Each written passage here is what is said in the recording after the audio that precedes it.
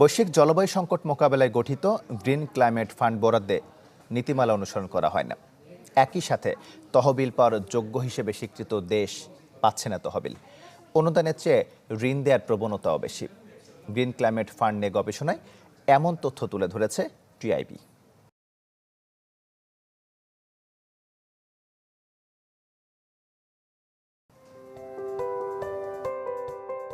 উন্নয়নশীল দেশের জলবায়ু সংকট মোকাবিলায় 2030 সাল পর্যন্ত বছরে প্রয়োজন $1300 বিলিয়ন।